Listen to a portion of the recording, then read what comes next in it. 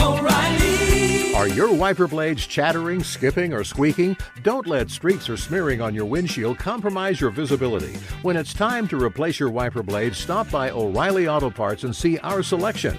Our professional parts people will even install your new wiper blades while you wait. Stop by O'Reilly Auto Parts today. O'Reilly Auto Parts. Outdoor adventure won't wait for engine problems. Things like hard starts, rough performance, and lost fuel economy are often caused by fuel gum and varnish buildup. Seafoam can help your engine run better and last longer. Simply pour a can in your gas tank. Hunters and anglers rely on Seafoam to keep their engines running the way it should the entire season. Pick up a can of Seafoam today at your local auto parts store or visit seafoamworks.com to learn more. There's nothing like snook hook sets at dawn or catching a tarpon in the moonlight. Find your next fishing trip made easy on fishingbooker.com and experience the magic of the Sunshine State or any other destination on your fishing bucket list. Book a blue water adventure in search of sailfish or go snapper fishing with the kids.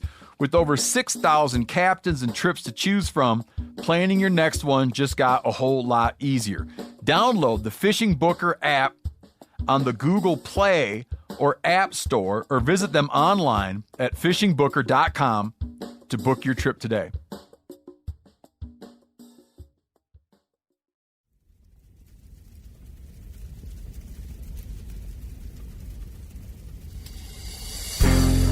As a guide and hunter, I've spent thousands of days in the field.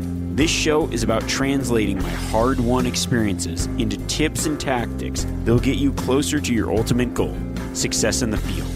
I'm Remy Warren. This is Cutting the Distance.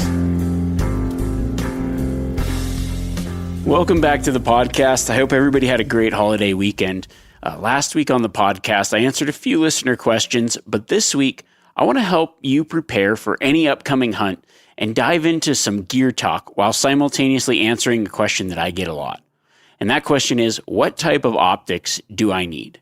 If I had to pick one piece of hunting gear that has really enhanced hunter success, probably more than anything, I'd have to go with optics, or at least the advancement in optics, because optics play a huge factor and a big difference in the outcome of the hunt.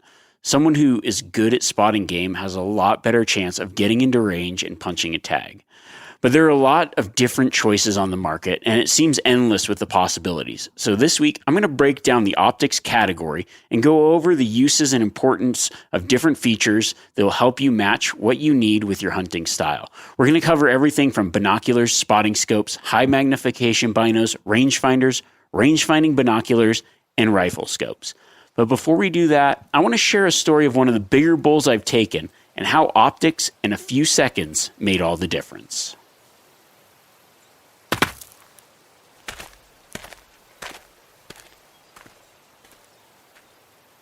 The story takes place in eastern Nevada and is actually one of my first elk tags in the state. It took me a while to draw, and I was really excited about the tag. It was a rifle elk tag, but unfortunately, I only had a very limited time to hunt the tag because I was committed to guiding hunters in Montana through the end of the season, which was pretty much Thanksgiving, and then had a few days at the end before the Nevada season closed to hunt for myself.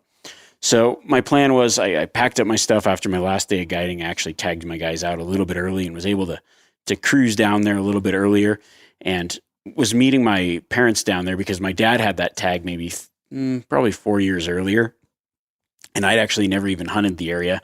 This was way before there was a lot of online map scouting or anything like that. So I was just going to use a little bit of his intel, meet up with him, and then we were going to go out and start glassing. So make it down there, drive all day, get set up. First morning that I can hunt, we're kind of taking a look at the mountain from a long ways away. I'd say we're probably 5 miles from where we were looking. We actually were near the trucks. We set up like camp chairs and our spotting scopes on tripods and just started covering the mountain, just gridding the areas where we thought we'd find elk. Not having a lot of intel. This was kind of the first day in here. We're just trying to get a lay of the land and see what might be around. So we're glassing, and I end up seeing a couple cow elk move out of it's like really thick timber. Just there's one little opening, so I see a couple cow elk, and I'm like, ooh, cows. I'm like, talking about spotting cows, and my parents are with me and they're glassing some different stuff. And I'm like, oh, I got some elk over here. And my mom's like, oh, is it by this one pile of rocks? I was like, no, it's more in the trees. She's like, oh, I think I see one by the rocks, and I'm pretty sure it's a bull. I'm like, wait, what? So now I'm like, okay, well, does she? I don't know. My mom loves to go. She's always like gone out with us when hunting, but she's not a hunter herself, but definitely loves like spotting. And she's always like a really lucky spotter. If there's going to be somebody that spots something on the trip, it's probably going to be her. And this is like fairly early in the morning on their first day out. So I'm like, okay, let's see.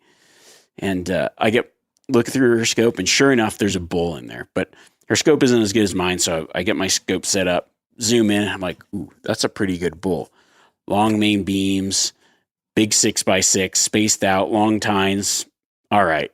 I know the area has some giants, but with very limited time, maybe 4 days to hunt, and having never been in the area before, and now having like a pretty decent bull spotted, I'm like, that looks good enough to me. I'll definitely shoot that bull. So now the trouble is we're about 5 miles away, and this bull, so we watch him. We're like, okay, what's he gonna do? Because not knowing their patterns in there, I figured he's gonna move into some timber and bed. He's all by himself. It's well after the rut. So the bull, it's a pretty cold morning. The bull actually moves toward the timber and then kind of cuts through a few patches, watch him, and then he just plops down beds. Like, sweet. But this is just a sea of really thick pinyon juniper trees. I'm like, all right, I'm going to go up the canyon. You guys can stay here and watch. I'm going to go up the canyon and see if I can respot him. It's pretty brushy, and I get to a spot where I think I should, from what we were looking at 5 miles away, and it looks about right from the landmarks that I took in my mind. I pop up the opposite side of where the bull is, sit down up against a rock pile, and start glassing with my binoculars. And I'm just like looking where it looks like he was, nothing. So I figured maybe he moved, but I just decided to keep looking in there, keep gritting it with my binoculars. I'm locked off real well. And then I see something, and I'm like, oh, that is not a stick. So I get out my spotting scope, zoom it in, and sure enough, it's just the top few tines of this bull. He's bedded. He must be sleeping with his head kind of down, and the back 2 tines of his whale tail are the only thing sticking up above this pinyon juniper. I'm like, all right. So I move up the hill a little bit more, get a good position, and now I've got the spotting scope on him. I'm judging him. I'm like, yeah, that's about the minimum type of bull I was looking for, but I'll definitely give it a try because I don't have a lot of time, and I don't want to eat tag soup on this tag that took me so long to draw. So I make a plan. My dad actually started working up the canyon behind me, and I waved him up. I was like, all right, just keep an eye on the bull, and I'm going to go up there. I don't know if I'll be able to see you or not, but if he ends up moving, stand up and wave your arm. So if I can look back and see this spot, I'll know that he's moved. At this point, he's still about I would say probably close to a mile away, and a lot of elevation gain to get up to where he's at. So I just decided I'm going to hustle before he gets up and moves off into the thick stuff. I want to get there while he's still bedded. So load up my pack and just start moving. Super steep hill. And I'm just climbing up. I've got a good wind. The wind's like quartering the direction. So I go up the canyon further and work into the wind. And I just want to make sure I'm high enough on that point where I can pop over and he's there. So I start working into that spot. Everything feels good. I made some good landmarks. The thing that saved me is there's just one tree that was different than all the others, a different type of tree. It was like an aspen tree coming out of all these pinyon juniper, which gave me a really good idea of where he was at. And so I get over and I start creeping up. There's like one ridge left to where I can probably get to take a shot. And I'm going to be pretty close because it's kind of tight quarters in here. So I start working my way over there. I'm above where I think the elk is, and I've got a good wind. And then I hear just rocks rolling. I'm like, oh crap. Well, I knew there was a scree slide just next to that bull. I'm like, oh man, this is not good. So he definitely spooked. I run as fast as I can to the edge to see into the basin. And sure enough, there's that bull boogieing across the hillside. But it's a scree slope, which is just a bunch of small, like loose rocks. Just this big, huge scree slide. And that's where the bull decides to take his exit. Like, okay, well, I pull up my binoculars. I had range finding binoculars. I range him, get down. It was like real fast action because I didn't have a lot of time. So I zoom my scope all the way up. I had ballistic lines in it, so I knew where it hit. and the bull's moving across like perfectly broadside across the scree field across from me. And I know that he's working into that timber. And once he hits that, it's over. I kind of prop the rifle. I guess it's probably on my legs. It's so steep. I'm kind of shooting downhill. I'm tracking the bull through my scope. I swing just past the bull, and I've got a 20 mile per hour wind mark on there. And I just put that right on his shoulder, slowly squeeze the trigger. Boom. I hear the thwap. I look up, and the bull's just tumbling down the mountain, stone dead. Perfect shot, high shoulder. I'm like, sweet. So I radio my dad. I'm like, hey, I got the bull. If you guys want to start working up here, I'm going to work down to it. Work down to the bull, and sure enough, one shot down, perfect shot, went through high shoulder, took out both lungs, and it was just awesome. But it was one of those hunts where everything came down to spotting him from a long ways away, getting in position, having the right type of rifle scope, and being able to make a tricky, quick shot super efficiently, super fast, and everything ended up working out. And at the time, that was the best bull I'd ever taken.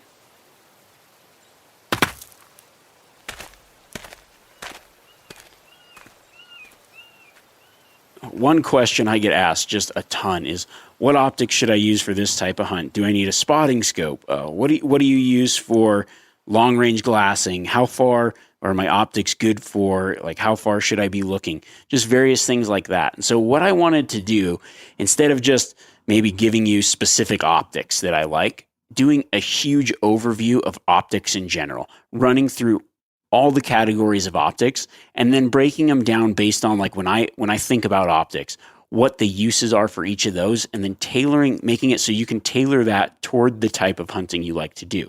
Maybe you're thinking just like everybody, you've got a certain budget. It's like, well, do I spend more money on a spotting scope or a pair of binoculars? Do I get a rangefinder or a really good rifle scope? I mean, as you get into hunting, especially if you're new to it, there's so much gear, there's so many things that are very expensive. Most of the things that guys acquire is over a lifetime of hunting. And, everyone wants to add to their kit in a certain way. So I figured if I give you this big, broad view of optics in general, then it'll help you kind of pinpoint and focus on the things that are important, the things that maybe you might be looking into just for the type of hunting you do, and then maybe some stuff that might just be additional on top of that, or maybe aid in certain types of hunts another way. One thing I do always like to mention as well is I work with Vortex Optics. It's a sponsor of mine.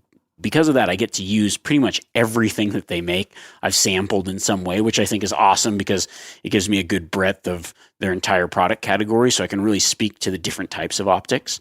But I always like to disclose those kind of things whenever I talk about gear and other things, because I just think it's important. But also, there's a reason that I like to work with them. I think that they've got a really good offering of a lot of great optics that are in a really good price range as well. I've been working with them for a really long time. So a lot of my experience lately has been with these type of optics. So if you hear me mention certain ones that I've used, I can kind of talk about those optics a little bit more than other ones that I haven't got to use. But even when I'm guiding or whatever, if somebody has a different pair, I always like to check things out, try a bunch of different stuff. But more focused than the specific optic on this is just kind of the idea behind each optic. So we're going to break it down into categories. We're going to start with binoculars first. We're going to go binoculars, then we're going to talk about spotting scopes, high magnification binos, rangefinders, rangefinding binos, and rifle scopes. So let's start with binoculars, because if you're only going to listen to a certain portion of this podcast, I think binoculars are the most important. If I were to split up, let's say you've got a budget on an optics budget, I think that the majority of that budget should go into binoculars. And here's the reason. There's a couple reasons behind it, but first of all, the binoculars are, when I'm out hunting, my eyes. I can't stress enough how much I use my optics when I'm out there, particularly binoculars. Everything else is kind of incidental to that. There's a lot of hunts that I go on where I actually just take binoculars because I'm trying to do some weight saving or other things. But binoculars are what I look through. People are always amazed, like, oh, how did you spot that? And I think they constantly think that I'm only looking with my eyes. It's like my binoculars are to my face more often than they are not. Even when I'm in close terrain, when I'm moving through the trees, I'm putting up my binoculars, I'm scanning. When I'm walking, I'm looking at every hill. I'm throwing my binoculars up constantly. If I'm driving and checking out a new spot, pull over, get out, throw up the binos.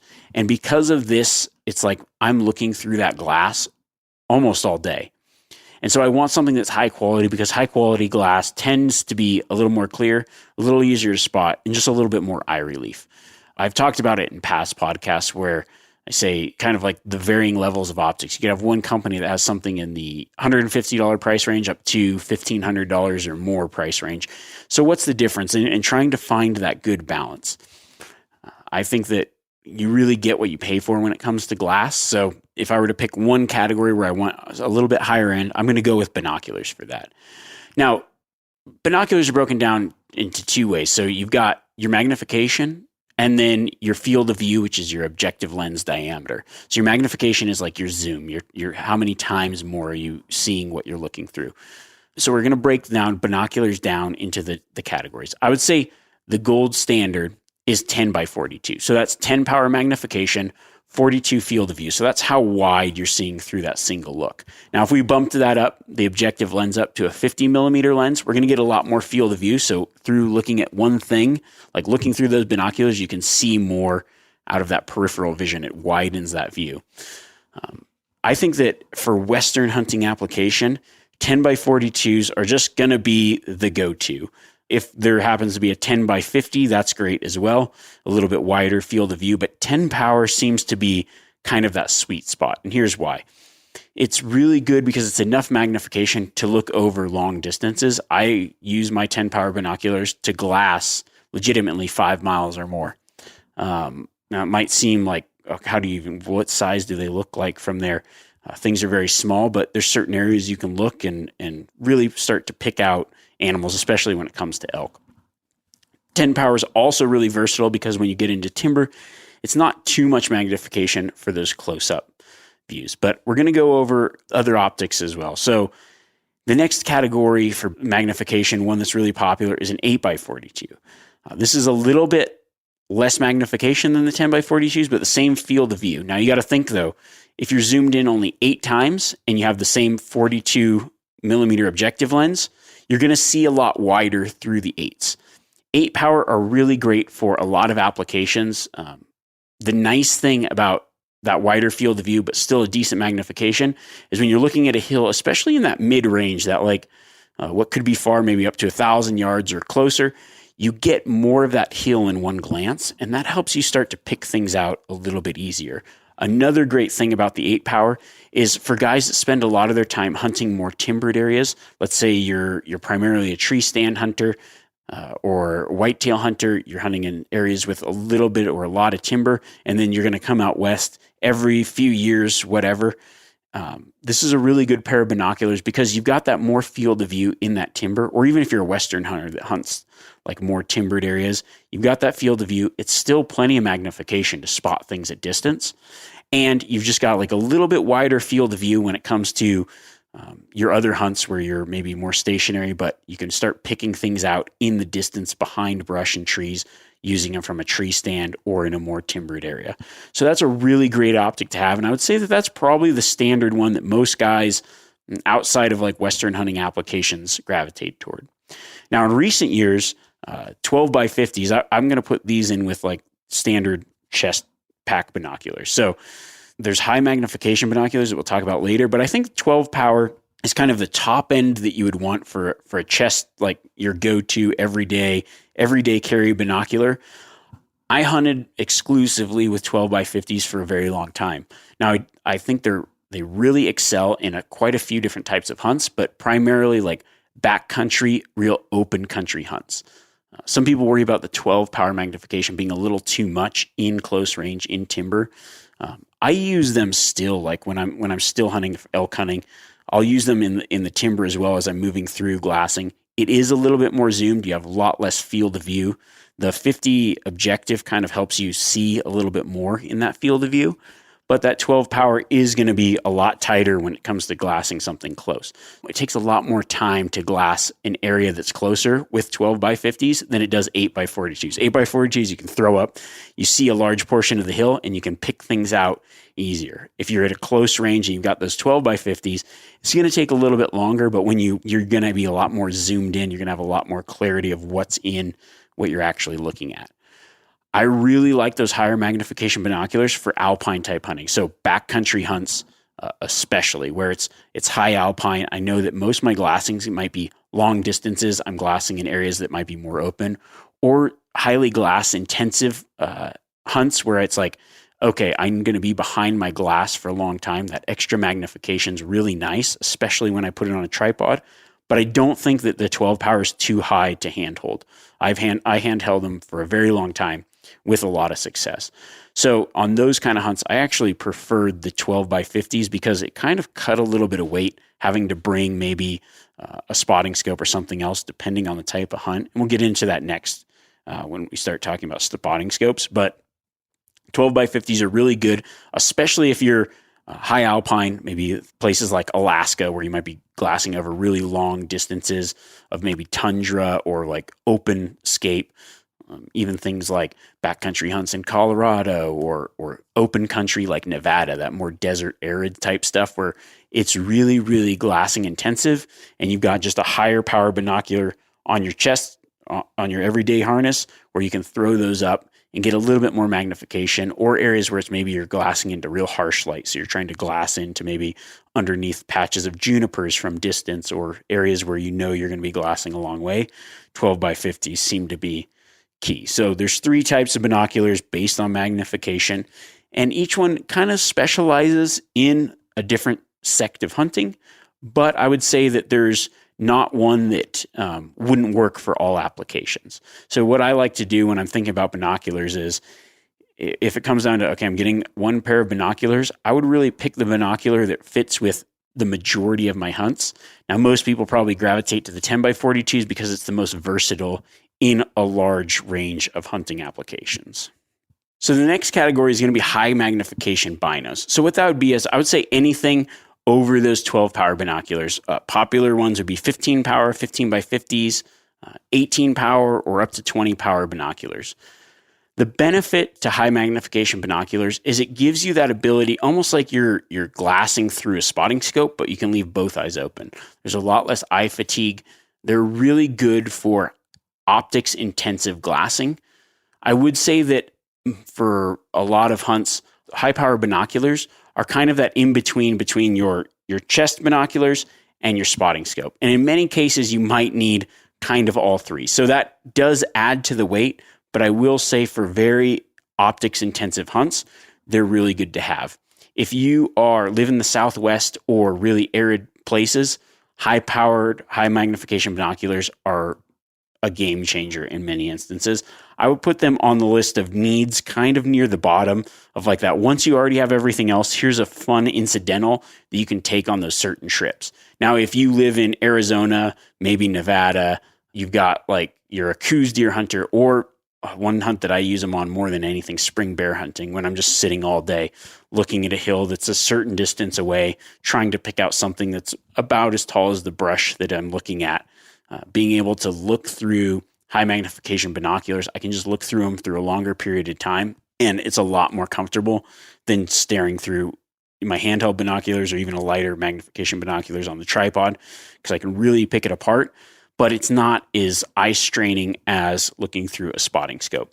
So there are some really, really good hunts that high powered, high magnification binoculars are, I would say, an advantage. Another hunt that I like to bring them on is I'll have my chest binoculars, and there's many hunts where backcountry hunts, maybe more open country, where I might not be necessarily trying to nitpick exactly the size of what I'm looking at.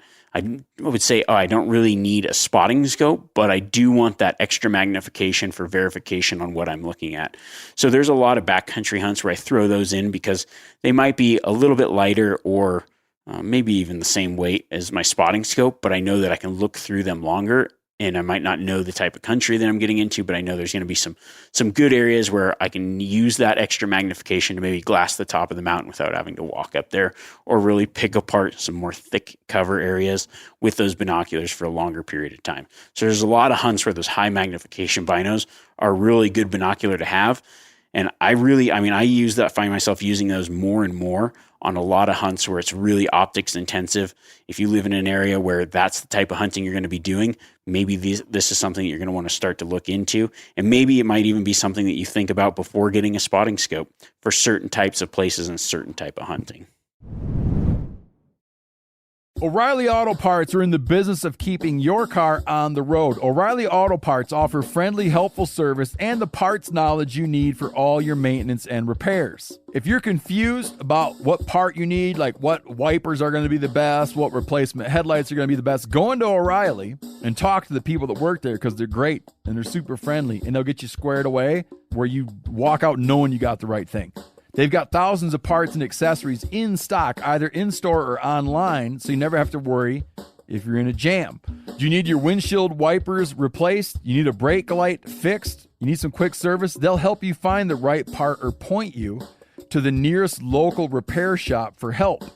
The professional parts people at O'Reilly Auto Parts are your one-stop shop for all things auto do-it-yourself, and you can find what you need in-store or online. Stop by O'Reilly Auto Parts today or visit us at O'ReillyAuto.com/MeatEater.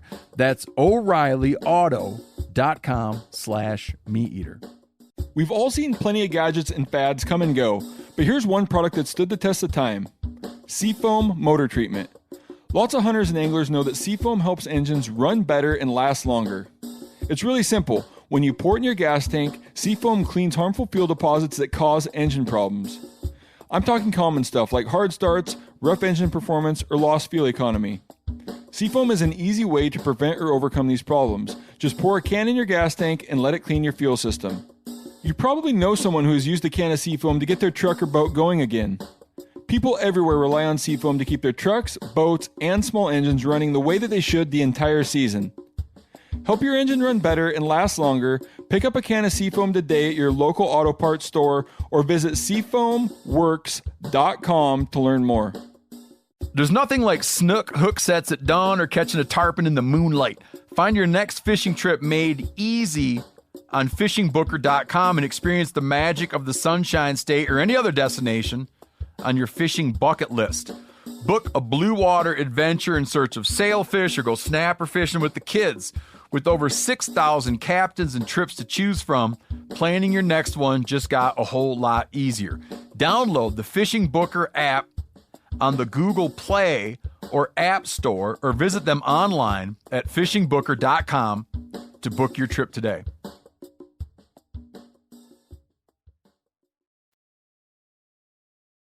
Next up, we're going to be talking about spotting scopes. So I think of the spotting scope like this. The spotting scope is in addition to my binoculars. I think it's very hard. I know guys that do this, and it doesn't really work for me and doesn't really work well for a long period of time, I believe. But guys use their spotting scope as their main method of glassing. For me, it just doesn't work because, one, you're only one eye focused, so it kind of jacks with your vision a little bit, causes a little bit more eye strain over a long period of time, and can be difficult to really focus in. Now, I've developed some tactics where it's a little bit easier to glass with that one eye, where I throw my jacket over myself so I can keep both eyes open, but really shade my other off eye so I can focus in on what I'm looking through the spotting scope. But for me, the spotting scope is primarily used on hunts where I'm either looking really long distances, being fairly picky when it comes to what I'm looking for, or in an area or a type of hunt that's very glassing intensive. So meaning that I'm using my binoculars a lot, but then maybe I'm at a good glassing vantage, and for me to walk over and verify may be a waste of time when I can just take out my spotting scope and double check what I'm looking at. There's very few hunts where I personally don't take a spotting scope, but the type of spotting scope I prefer to take depends on the type of hunt that I'm doing. Now, I'm very fortunate that get to try a lot of spotting scopes and have multiple spotting scopes that I use for various applications. I would say spotting scopes are similar in the way that you've got your magnification and then your objective lens. And what you're going to get from that is your magnification, will have some sort of zoom factor. So some might be 12 to 60 power. Some might be 20 to 80 power. I would say probably a good mid-range spotting scope is going to be like that 15 to 45 power, probably with like a 60 or 65 objective. And what that is so that objective lens is your outer lens. That gives you your field of view. But what it also does is it's light gathering. So the larger your objective lens, the more light that's going to come in, the better it is at those crepuscular times, morning and evening, or looking into harsh shadows in harsh light. So on the times when a spotting scope is really handy, you might think is like morning and evening, but actually I use it a lot middle of the day to look into those bedding areas where I can look at them out and say, okay, there's shade right there. Pull out my spotting scope, crank it up to max power, and really look underneath the trees, underneath the shadow in that stuff that's real dark, where those animals are going to be at that time of day. I really find the spotting scope helpful for that. So if we're thinking about spotting scopes and their application, like I said, it's more of a verification. So if I've got a limited entry draw tag, or I'm hunting mule deer or something that's fairly glassive intensive, and maybe I'm looking for a certain type of mule deer, maybe a 170 or a big 4x4, a mature mule deer, a spotting scope is really going to be key to making that hunt more successful, where I can sit down on my glassing knob, I can look for deer. Okay, I see a deer way off in the distance. I can pull out my spotting scope and analyze that deer. Is it a doe? Is it a buck? Is it something that I want to walk over there and stalk?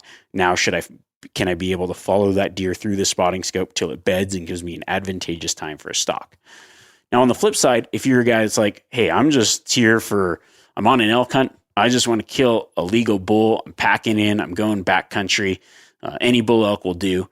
A spotting scope may not be necessary because it's a lot of extra weight. And what you're really looking for is, for the most part, you can tell the difference between a bull elk and a cow elk from a very, very long ways away, just based on the color of their hide. Bulls are a lot more blonde. They're a lot lighter, dark on the front end, blonde in the middle.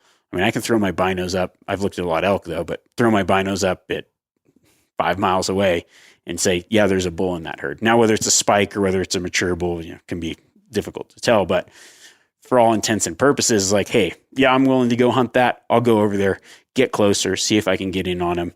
And then I may not necessarily need the weight of the spotting scope, but there's a lot of hunts and applications where that spotting scope is crucial to the hunt. It's crucial to being able to identify what you're looking at, saves you that let your eyes do the walking. Being able to zoom in and see what you're looking at can be really key on most hunts. Now, the weight and the size and the zoom of your spotting scope can vary. So I would say, let's do the 15 by 45. We'll go 15 by to 45 magnification by 65 objective. This is probably something close to that is going to be kind of like that 10 by 42 binocular. It's going to be the most versatile, and you're kind of balancing weight versus light transmission and magnification. So something in that range is probably going to be the right balance for everything from backcountry hunting to kind of day hunt type hunting. Now, if you're the kind of person that's like, you're looking for a certain type of animal every time you go hunting, there's a lot of places, growing up in Nevada, tags can be few and far between. So when you get a tag, it's like, I want to make the most out of this tag. And I spend a lot of time glassing. On those kind of hunts, I actually would just sacrifice carrying a little bit more weight and get something more like a 20 to 60 power magnification with maybe an 85 objective, where it's got a bigger objective, more light gathering, a little bit more magnification, where I can really zoom in, I can really focus in on stuff, I can check things out far away, I can look into those shadows and really maybe see something in the middle of the day and use that scope and really just put that scope to work. Then that's probably what I'm going to look at. Now, there's a flip side, and one thing that I carry probably more than anything is just a super light. It's like a 33 mil objective. I think it's 11 to 33 power magnification spotting scope, because for a lot of backcountry hunts, I just need that spotting scope to verify, yeah, that's something I'm willing to chase, but I don't necessarily need to glass through it for prolonged periods of time. Not really trying to pick stuff out in the middle of the day, but if I needed to, I've got it as a backup. So that's always an option as well, like a more lightweight backcountry style spotting scope. And with each one of these, there's just kind of weight ratios that factor into it. Now, also when you're talking about spotting scopes, you've got angled versus straight. This is a big debate for a lot of people. Me personally, I don't know. I've always just used straight because I like that target acquisition of it's just intuitive. I can look at it. I can be glassing with my binoculars. I can throw the scope up. I don't even have to think about it. I don't have to readjust the tripod. I don't have to readjust anything. It's all just right there. But I will say, like, if you're glassing real steep stuff, an angled scope is really nice, where you can have it a little bit lower to the ground, a more natural head position, especially when you're glassing from a valley floor up a lot. It's really good. The angled can be okay. It can be a little awkward when you're glassing like real steep down, but you can actually, on all of them, turn them sideways a little bit. I will say, though, it can get very hard to get used to find that target real fast. So if you spotted something with your binos, like, oh, I'm going to go spot it now, and you got your angled scope, and if you aren't used to it, it can get a little bit tricky to find sometimes. But for a lot of people, it's a little bit more comfortable to have that angled eyepiece than the straight. If you're a guy that does a lot of like glassing from the vehicle, where you might drive glass a long distance, you've got a window mount, I think the straight works a lot better for that, which actually, I mean, that's a really effective way for scouting, checking a bunch of multiple points and looking really far away. A lot of guys have, like, especially Western guys, that are really looking for a certain type of animal. I mean, I see a lot of guides, some of the guides that kill the biggest animals every year, it's because of a window mount and a really high power spotting scope. They drive to locations, they cover a lot of country, and they let their eyes do the walking. And they're probably got a straight spotting scope with maybe a 85 mil objective and something cranked up to 60 power. And that works really well. So that kind of gives you an overview of spotting scopes. Now we're going to move over to rangefinders. When it comes to rangefinders, I think that, you would almost instantly think, okay, the rangefinder that goes the furthest is going to be the best. But that's not always the case, because there's a lot of nuances with rangefinders where a certain rangefinder does something, but it lacks in something else. Just like every piece of optics, there's one that's really good for this situation, but has a negative downside. There's a spotting scope that has really high magnification, good light gathering, but it's super heavy, hard to carry in the backcountry. The same thing happens with rangefinders. So a rangefinder, just because it goes really far, may not be the best application for you. Now, I like a rangefinder that ranges a long ways, especially when I'm rifle hunting or for planting a stock. I think there's nothing better. But one thing you want to look for when you're looking at a rangefinder is, well, what kind of hunting do you mostly do? If you're mostly an archery hunter, you got to make sure that rangefinder that goes really far maybe calculates within bow ranges. There's some rangefinders that are really good, really accurate out to far distances, but maybe don't range anything under 100 yards, or maybe don't do angle calculations under 100 yards, and vice versa. Maybe there's some rangefinders that are great for archery, but they don't do angle calculations past a certain yardage for rifle hunting. So what I like to do is I like to find a rangefinder that's really got a little bit of both, where it can go out to the distances that I would rifle shoot, but also is effective for archery hunting, because I primarily archery hunt. And one thing that I would say is a feature, a must-have in every rangefinder, is going to be angle compensation. So some kind of compensation for the angle. If you range something, it does that a squared plus b squared equals c squared automatically in the rangefinder, so you don't have to do calculations. Since rangefinders have done that, it's made, well, me personally, a lot more successful and have to have a lot less gadgets. When I first had a rangefinder, it's like, sweet, it just ranged straight.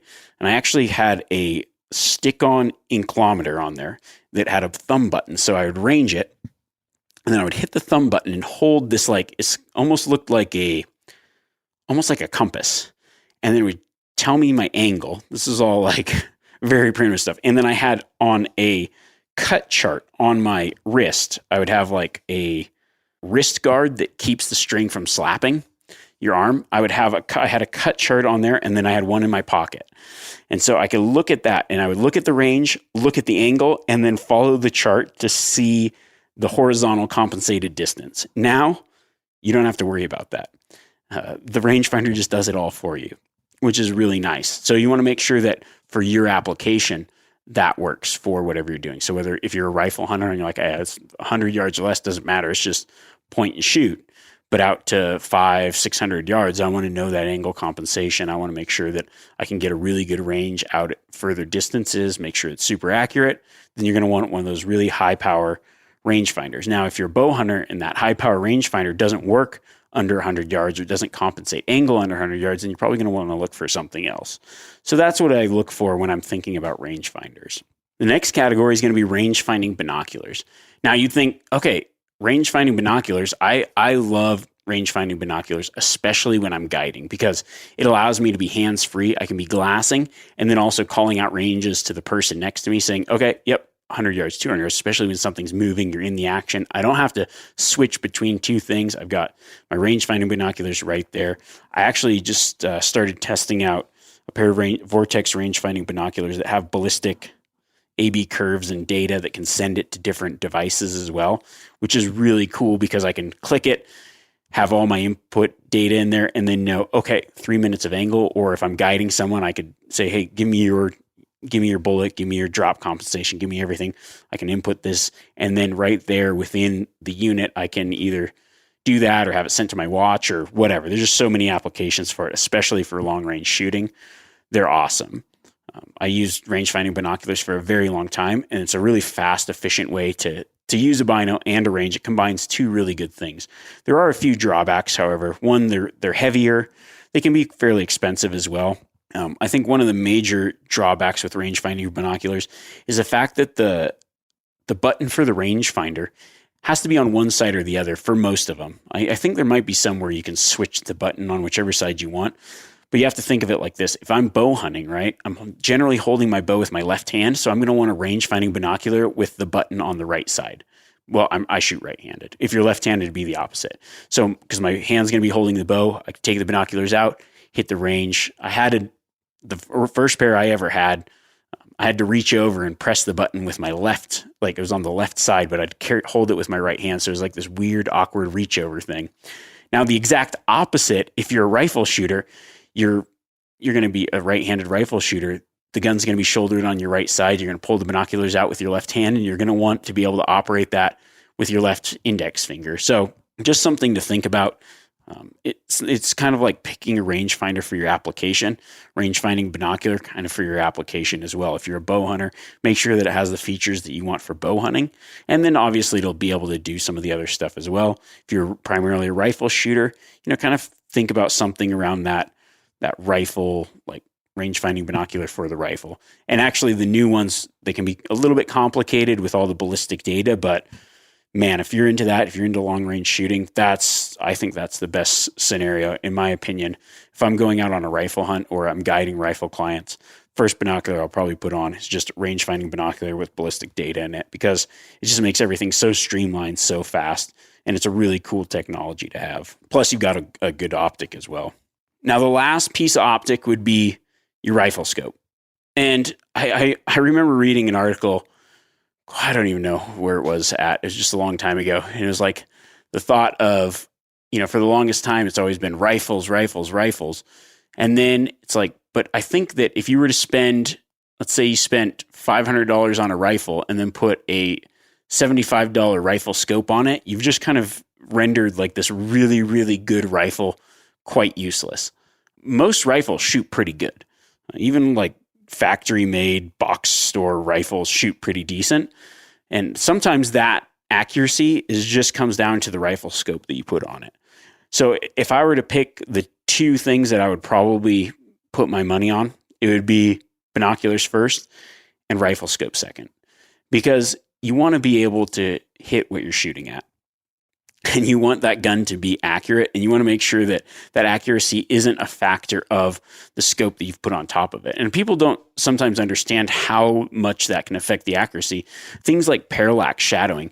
If you don't have your cheek exactly where it's supposed to be the same time you shot last time, and your head's a little bit different, and that crosshair tends to move, like it looks like it's moving in the scope, which often happens in cheaper scopes that don't have as many features or different type of focal plane, then you might think that rifle is fairly inaccurate when it actually is just the scope itself. I've had scopes on rifles that I shot really well, but handed to another guy, and it's like they shot completely different because the way that they were looking, their cheek weld was a little bit different. The way that they looked through that scope was a little bit different, and there wasn't any way to adjust that. So when it comes to rifle scopes, there is a myriad of different features, functions. I mean, you can get so specific for the type of, if you are a guy that likes to shoot long range, long distance targets, there's a rifle scope for you. If you're a guy that shoots the backwoods from your tree stand at 20 yards, there's a rifle scope for you. There's different rifle scopes with different types of reticles that light up, there's more different types of rifle scopes than I could possibly cover in 50 podcasts. But what I do want to cover is just kind of the basic features of some rifle scopes and kind of some things that I think are important when you're looking at a rifle scope. So let's start with the basic rifle scope. Rifle scopes, just like all these other optics we've talked about, have the magnification and objective lens. So kind of the standard for a very long time would be like a 2 to 10. So 2 power to 10 power, probably by maybe a 40 or 44 mil objective. I think now, for me personally, I like anything in the 4 to 16 power or even higher. I like that 16 magnification. I like being able to bump it up a little bit. Even up to 20 power magnification is nice, because for my rifles, I like to be able to shoot a little bit of distance as well. So I think having that, being able to zoom in, even when you're at 100 yards, it's nice to be able to crank that rifle up. Now, when it comes to the reticle inside, we'll just go with like the basic reticle. That's just a standard crosshair. This is fine for a lot of applications, especially if you're just shooting pretty much fixed distance. The furthest you're ever going to shoot is 100 yards. Then you don't really need all the bells and whistles. A standard crosshair, a 2 to 10, that's perfect. If you're mostly hunting thick timber, you're probably going to be zoomed out to that 2 power anyways. That's a great scope to have. Just a fixed reticle in there, great. Now, if it was me and I'm buying a rifle scope that I'm going to use for different things. Maybe I'm going to hunt mule deer. Maybe you live and you hunt whitetails primarily, but you might go out and hunt elk. Whatever it is, I like any kind of scope that has some form of holdover or drop compensation adjustment in it. I personally like to use an adjustable turret, but I like a reticle that has some form of drop compensation. So what that is I can sight my crosshair in, and then there's something underneath it, like a line or a mil dot or something that in the scope I can look through and know that at a different range, this is where I hold for that. If you've got that basic crosshair, you can just use the crosshair and then the post. I used to do the same exact thing with just the primary crosshair, and then the post as knowing where that post was, and then knowing how far from that post and the main crosshair various ranges were. That was all well and good, but it's not necessarily precise. So it's really nice, especially for Western hunting applications, to be able to know where you're holding, what your holdovers are, and how to shoot it a little bit further distance. Whether it's 300 yards, 350 yards, or out to 500 yards, it's really good to have something to focus on to aim with. One thing you'll see on rifle scopes might be something called a first focal plane. A first focal plane scope means that the relationship of what that crosshair represents as you're looking through it is the same regardless of magnification. So on a first focal plane scope, you got to think of it like this. As I zoom out, the crosshairs actually zoom out, and as I zoom in, the crosshairs actually get larger, because what it does is it makes that whatever I'm looking through at that magnification, the same representation in the scope. I think some people get confused. They get these scopes that have different lines in them and they can use them, but it might not be a first focal plane scope. So if you're at 4 power magnification, that scope, that first mark below your crosshair means something completely different than when it's on full magnification, say 15 or 16 power. So it doesn't matter which one you do, you just need to know which system it is and then how to use it. So if you've got those lines in your scope that first line down is you sighted in for 200 yards, next one down is 300, the next one down is 400, the bottom one's 500, but it only means that it's 16 power magnification or full magnification, then when you're shooting it, you need to make sure that it's turned up to that full magnification and you're shooting it for the correct distance with those lines. So I'd say when I think about getting a rifle scope, I like something that, it's just like anything. You've got the weight ratio, you've got the functions and the features and different things you like. Me personally, my ideal scope has an adjustable turret because I like to adjust for the exact conditions that I'm in. I don't like it pre-done. I don't like pre-numbers. I like to use a ballistics data to kind of adjust that turret. I like one that has the locking turrets on it, so the windage and the elevation is locked. I prefer one, mostly the only thing I'm going to use in that scope is a windage turret. So that's kind of the scopes that I go for. And then I like something in the 4 to 16 power range. Maybe by 50 mil objective, it's a little bit heavier, but it's a little bit more light gathering. And then something where it's got an adjustable parallax. So at the different ranges, what I'm doing is I'm kind of getting rid of that parallax shadowing that I talked about. So when your head is in maybe a little bit slightly different position, especially for field shooting, you might be in like kind of a weird angle or slightly different position. I can adjust that for the range so I don't get as much shadowing, and that crosshair is like true to where it should be shooting.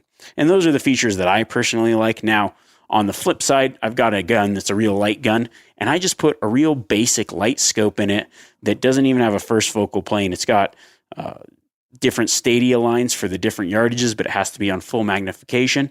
It's a really light scope. It doesn't have all the bells and whistles. The parallax, it doesn't have a real like bad parallax problem after testing it. And so I just put that on a lightweight gun to keep the gun lightweight, to keep everything simple, and to not have to think about so many moving parts, because it's a gun that I'm not really going to be shooting super far. And in a hunting scenario, it's great for hunting, quick target acquisition, and works really great. So I think kind of picking a rifle scope for the type of shooting you like to do and the type of hunting you like to do, just like all these optics, kind of tailoring it to what you are planning on doing, the type of hunting and the style that you like, is going to be the first step in deciding, okay, which optic is right for me, and then going from there and picking one that really works.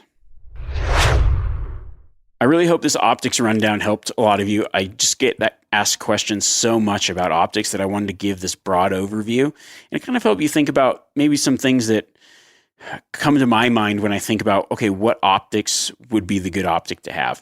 And this is a really good way to think about it, is making kind of your kit very specific to the type of hunting that you do for the majority of your hunting, but also where it can reach out and do things for if you go on another kind of hunt, or you start to hunt in another type of area.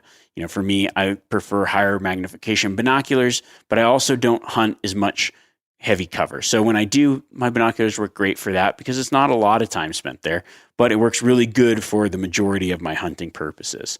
So that's just something to think about. I think next week, I'm going to jump into kind of doing the same thing with another topic, another type of gear that I get asked about as much as anything, would be boots and packs. Two things that I think it's just weight bearing and a strenuous activity. So it's something that is inherently uncomfortable, and you're trying to take a product and make it more comfortable. So I'm going to cover the types of boots and the types of packs that I look for when I'm planning either a backcountry hunt, a day hunt, a prolonged hunt, maybe a hunt in rocky, rough country, or a hunt more in the plains. So I'm going to go over the types of packs and the types of gear and the things to look for, very similar to the way that we just did the optics. So until next week, I hope you are looking forward, there's a little pun in there, to what we have in store for more gear selection stuff. I'll catch you guys all next week, and see you later. Ha, another pun. Optics.